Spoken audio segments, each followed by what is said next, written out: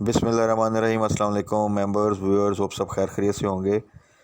आज की वीडियो में जी डिस्कस कर लेते हैं। मार्केट ने नेगेटिव क्लोजिंग दी, थोड़ी सी वॉलेटाइल रही। तो इट्स जस्ट अ करेक्शन या कुछ ऐसी न्यूज़ है जिनका इम्पैक्ट आया, और आने वाले दिनों में हमारी स्ट्रेटजी क्या होनी चाहिए। ज़्यादा ज़रूरी ये होता है बिकॉज के एक दिन की करेक्शन या एक दिन की अपसाइड मूवमेंट वो मैटर नहीं करती। आपके ओवरऑल क्या न्यूज़ चल रही हैं जिनका कोई शॉर्ट टर्म इम्पैक्ट एटलीस्ट जो कम अज़ कम कपल ऑफ मंथ्स एक ट्रेंड के ऊपर इफ़ेक्ट करे, उनको देखना होता है। और सबसे बढ़कर ये कि आपके अपने स्टॉक्स वो आपने देखने होते हैं कि उनके लेवल्स क्या हैं, क्या वो बाइंग के लेवल हैं या प्रॉफिट टेकिंग के लेवल हैं। ये बहुत ज़रूरी होता है। तो ये थोड़ा सा डिस्कस कर लेते हैं, प्लस कुछ साइड आइटम्स जिनको पहले भी मैंने मेंशन किया है। उनके कुछ इंपॉर्टेंट लेवल्स हैं, उनमें कुछ रिमाइंडर, अगर किसी से मिस हो गया तो क्या वो दोबारा एंट्री ले सकता है या किन रेट्स पर उनको फोकस या टारगेट करना चाहिए, ये थोड़ा सा डिस्कस कर लेते हैं। तो सबसे पहले आ जाए मार्केट की तरफ। मार्केट ने एक अच्छी रिकवरी दी, और आपने देखा कि हैवी वेट्स में, ऑयल एंड गैस सेक्टर में, बैंकिंग सेक्टर में, फर्टिलाइज़र सेक्टर में एक अच्छी मूवमेंट बनी, और बल्कि तमाम सेक्टर्स में एक अच्छी मूवमेंट बनी, और ख़ास तौर पे जो हैवी वेट आइटम्स हैं उनमें, जिसकी वजह से अगर आपने देखा हो तो रिसेंटली के मार्केट बड़ी जल्दी 500-600 प्लस का इंडेक्स जो है वो वहाँ पे चला जाता था। तो उसमें अब थोड़ी सी करेक्शन आना और उसकी वजह से मार्केट की एक नेगेटिव क्लोजिंग आना, it's not a big deal, it's a part of game. तो इसमें किसी किस्म की वरी की बात नहीं। Number one. नंबर टू के डे ट्रेड और उसके बाद एक दिन की पॉजिटिविटी, एक दिन की नेगेटिविटी, ये बिल्कुल भी इम्पोर्टेंट नहीं होता। आपने बेसिकली अपना टारगेट जो सा वो थोड़ा सा क्लियर और थोड़ा सा आप कह लें कि मीडियम टर्म टारगेट रखना होता है। एंट्री लेवल आपका इंपॉर्टेंट होना चाहिए, और उसको फिर आपने आगे प्ले करना होता है थोड़े से अरसे के लिए होल्डिंग करके, और एक दिन की डिप उसमें आना या जिस प्राइस पे आपने बाई किया वहाँ से थोड़ा सा नीचे चले जाना, इसमें किसी किस्म की ना पैनिक की ज़रूरत होती है ना इसको कंसिडर करने की ज़रूरत होती है।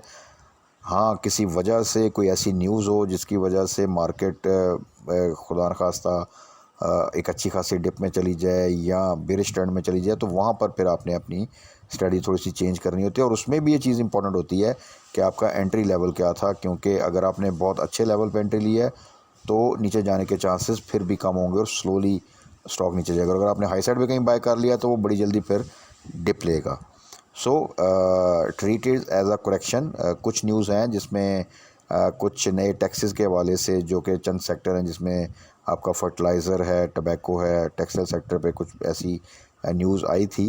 ओवरऑल लेकिन देखा जाए तो डॉलर भी डाउन साइड पे स्टिल, और इंटरनेशनल लेवल पे क्रूड ऑयल भी जो सा है वो इंक्रीज़ नहीं हो रहा। थोड़ी बहुत उसमें रिकवरी आती है, बट ओवरऑल अगर देखें तो वो प्राइस उसकी नीचे ही है, जिसका इम्पेक्ट आने वाले दिनों में, क्योंकि अब 15 आ रही है, तो हो सकता है कि अगर जो से हमारी पेट्रोल प्राइसेस हैं लोकल लेवल पे, अगर उनमें कमी आती है तो वो भी एक अच्छा पॉजिटिव साइन होगा हमारी ओवरऑल इकॉनमी के लिए, इन्फ्लेशन के लिए और पीएसएक्स के लिए। पॉलिटिकल साइड पे आपको पता है चीज़ें चल रही हैं, थोड़ी बहुत जो सी आप कह लें नोक जोक वो चीज़ चल रही है, बट कोई ऐसा डिज़ास्टर्स इवेंट अभी तक तो नहीं लगता कि कोई, यार अल्लाह ना करे कोई आए जिसका एक इम्पैक्ट जो सा बड़ा सीवियर इम्पैक्ट आए ओवरऑल हमारे स्टेबिलिटी पे, तो वो डेफिनेटली फिर मार्केट को इफ़ेक्ट करेगा। और सिचुएशन जो है उसमें थोड़ा सा केयरफुल होके और स्ट्रेटजी को इस तरह प्लान करें कि इस तरह की कोई अनएक्सपेक्टेड न्यूज़ अगर खुदा न खास्ता आती भी है तो आपके स्टॉप लॉस लगे हों, और आपको पता हो कि हमारी कौन से स्टॉक्स किन लेवल पर हैं। और लेवरेज पे बाइंग बिल्कुल नहीं करनी, हाई साइड पे बाइंग नहीं करनी, ताकि इस तरह की किसी भी अनएक्सपेक्टेड डिप या अनएक्सपेक्टेड न्यूज़ का जो है वो मिनिमम नुकसान आपको हो। तो बाकी कल के लिए फ्राइडे 2 ट्रेडिंग सेशन, उसके बाद आपको पता है वीकेंड है, थोड़ी सी वोलेटिलिटी रह सकती है, बट अगेन उसमें आपको रिफाइनरी सेक्टर एक अच्छी डे ट्रेड दे सकता है। और डिप पे कुछ आइटम जो हम डिस्कस भी करते हैं या कोई आइटम जो लेते हैं तो उनको आप कंसिडर कर सकते हैं एज ए बाइंग अपॉर्चुनिटी या एवरेज के लिए। किसी किस्म की वरी की ज़रूरत नहीं, अभी कोई ऐसी सिचुएशन नहीं है कि जिसमें एक वरी किया जाए कि शायद मार्केट दोबारा जो सा वो नेगेटिव चली जाएगी। थोड़ी बहुत fluctuation, it's a part of game again as I said. और कोई ऐसी न्यूज़ नहीं है जो कि मार्केट के लिए कोई बहुत ज़्यादा नेगेटिव हो। तो अब थोड़ा सा डिस्कस कर लेते हैं उन स्टॉक्स को स्पेसिफ़िकली जिनमें अच्छा पोटेंशियल है। साइड आइटम्स हैं। साइड आइटम्स जब कहते हैं तो उसमें ये थोड़ा सा ज़हन में रख लें कि साइड आइटम का मतलब है कि उसको अगर आज आपने बाय किया है तो हो सकता है कि उसकी रैली जो सी है वो अगले चंद दिन में स्टार्ट हो जाए। ये भी हो सकता है कि उसकी रैली के लिए चंद हफ्ते लगें या एक माह से ज़्यादा भी टाइम लग जाए। साइड आइटम एक प्राइस पे काफ़ी अरसा स्टक रहती है। असल में आपने वो प्राइस फाइंड आउट करनी होती है जो कि आप कह सकते हैं नियर टू बेस्ट प्राइस या जो कि बहुत ही अच्छे लेवल्स होते हैं। वहाँ पे आपने एंट्री लेनी होती है, उसके बाद आपने वेट करना होता है। साइड आइटम में आप डे ट्रेड उस तरह नहीं कर सकते, हाई वॉल्यूम नहीं लगते, उसको हमेशा आप टारगेट करते हैं एक सर्टन प्राइस के लिए, एक सर्टन प्रॉफिट के लिए, और फिर जैसे ही वो उस प्राइस के पास जाता है वहाँ पे फिर आपने प्रॉफिट टेकिंग करनी होती है। तो साइड आइटम में थोड़ी सी पेशेंस और स्ट्रेटजी के साथ अगर आप चलें तो साइड आइटम बहुत अच्छा प्रॉफिट देती हैं। और सबसे ज़्यादा ज़रूरी कि वोलेटाइल मार्केट में अगर आप अच्छे लेवल पे इन हुए हैं तो आपको साइड आइटम में डिप बहुत कम नज़र आएगा।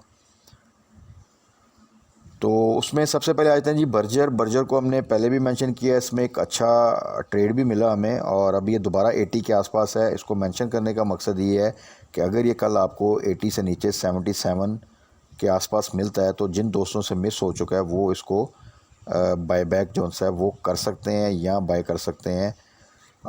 80 का स्टॉप लॉस रखा हुआ है हमने उनके लिए जिन्होंने 72 73 के पास बाय किया था, जो हमने इनिशियल लेवल दिए थे, या 75 से नीचे बाय किया था। तो उनके लिए 80 का लेवल था ताकि अगर किसी किस्म का डिप आए तो 80 पे एग्ज़िट लें और फिर 80 से नीचे अगर आपको 2-3 रुपये नीचे मिलता है तो वहाँ पे आप री एंटर हो सकते हैं। तो बर्जर के लिए अगेन 80 बिलो अराउंड 77 76 बाय है और फिर जैसे ही ये 80 से ऊपर जाए 84 85 के पास तो 80 का स्टॉप लॉस। तो आने वाले दिनों में बर्जर में आप जब रैली बनेगी तो इसको इजीली आप 90 प्लस टारगेट कर सकते हैं।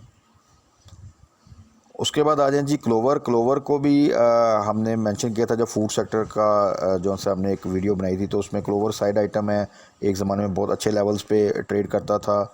अभी जो इसमें कुछ इश्यूज़ आए, एक इनके मेजर जो सा है स्टेक होल्डर उसने काफ़ी सेलिंग की, फिर ये डिफ़ॉल्टर काउंटर में चला गया, फिर ये डिफ़ॉल्टर काउंटर से बाहर आ गया, तब एक रैली बनी, तब भी हमने इसको टारगेट किया था और इसमें एक अच्छा गेन मिला। तो क्लोवर को मैंने लास्ट टाइम भी मेंशन किया था जब ये तकरीबन 18 के आसपास था कि that was the best price, कि वहाँ पे आप एंट्री लें तो आपको इमीडिएटली जो सा ये 20 की प्राइस जो सी है उसको मेंटेन कर लेगा, उसको क्रॉस कर लेगा।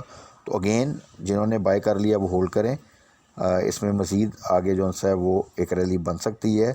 जिन्होंने बाय नहीं किया और उसको बाय करना चाहते हैं तो जब ये 20 से बिलो जाए तो वहाँ पे आप इसमें एंट्री ले सकते हैं।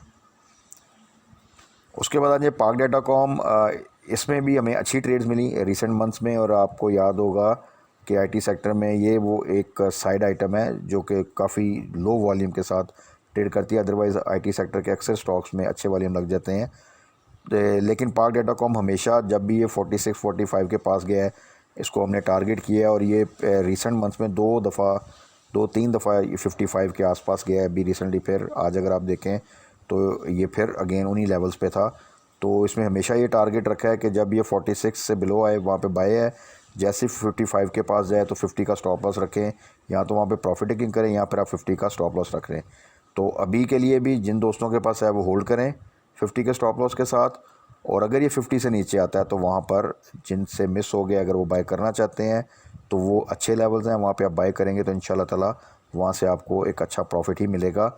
और अगर थोड़ी सी मार्केट स्टेबलाइज रहती है तो इजीली आपको करीब 60 प्लस की प्राइस भी दे देगा, और पोटेंशियल इसमें है कि 70-80 तक भी जा सकता है। तो फाइनल है जी इंडस डाइंग, इसको भी हमने बेसिकली लॉन्ग टर्म के लिए मेंशन किया था जब ये तकरीबन 220 से नीचे था, और अगेन वो प्राइस हमेशा से अच्छी प्राइस है। वहाँ पे जब भी आपको मिले आप टारगेट कर सकते हैं, और आने वाले दिनों में भी हो सकता है कि आपको वो प्राइस मिल जाए। इसमें डेली का काफ़ी बड़ा गैप होता है बाइंग और सेलिंग प्राइस में, तो आप इसमें स्ट्रेटजी यही होती है कि आप अगर सपोज़ 215 की बाय लगा दें, 218 की बाय लगा के वेट करें, अगर वहाँ पे हिट होता है तो आपको मिल जाए तो दैट इज़ वेरी गुड। और हो सकता है उसी दिन ये जो क्लोजिंग है वो 25 या आपको 6-7 रुपये का एक गेन दे दे।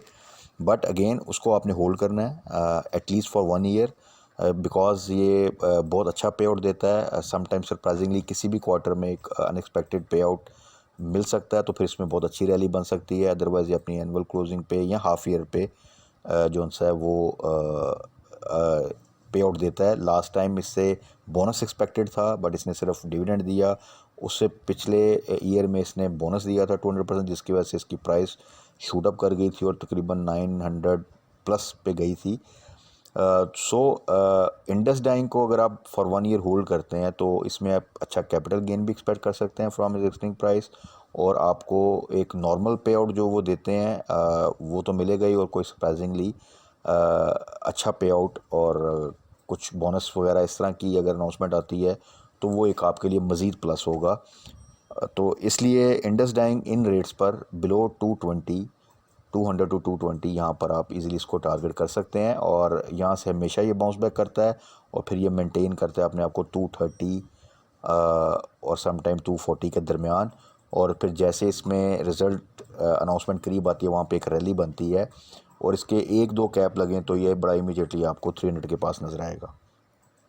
सो ये थे कुछ साइड आइटम्स जिनको हम टारगेट करें, थोड़ा सा फोकस करें, और जो प्राइस लेवल हमने डिस्कस किए हैं स्पेसिफिकली उन प्राइस लेवल पे एंट्री लें तो एक अच्छा गेन हम शॉर्ट टर्म में भी ले सकते हैं, और थोड़ा सा मीडियम टर्म भी अगर होल्ड करें तो एक अच्छा गेन हम जो है वो इसमें कर सकते हैं। तमाम आइटम्स में सिर्फ क्लोवर को थोड़ा सा छोड़ के ओवरऑल अच्छी ग्रोथ है, अच्छी ईपीएस आ रही है, कंसिस्टेंट पॉजिटिव साइड पे इम्प्रूवमेंट आ रही है। तो इसलिए आप इनको विद पीस ऑफ माइंड जो है वो कंसिडर कर सकते हैं। क्लोवर में कुछ रिज़ल्ट थोड़ा सा कुछ प्रीवियस ईयर से थोड़ा सा डाउन साइड पे, बट उसमें भी अब इम्प्रूवमेंट थोड़ी सी आ रही है, वो डिफ़ॉल्टर काउंटर से भी निकला है, तो आने वाले दिनों में उसमें भी रैली बन सकती है। बाकी कल के लिए स्टे पॉजिटिव अगेन। जो वॉलेटिलिटी है उसमें डिप पे अपॉर्चुनिटीज़ को फोकस करें, प्राइस अपनी एवरेज के लिए या बायबैक के लिए उनको टारगेट करें जो प्राइस लेवल हमने डिस्कस किए हैं, और न्यूज़ को थोड़ा सा फोकस में रखा करें, लेवरेज पे बाइंग नहीं करनी, और थोड़ा सा एहतियात के साथ उन्हें पॉजिटिव साइड चीज़ों को लेके चलेंगे तो इंशाल्लाह ताला इस रिज़ल्ट सीज़न से मैक्सिमम बेनिफिट ले लेंगे।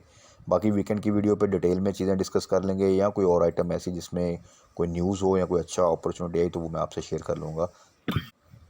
तो तब तक अपना ख्याल रखिएगा, दुआओं में याद रखिएगा। Stay blessed. अल्लाह हाफिज़।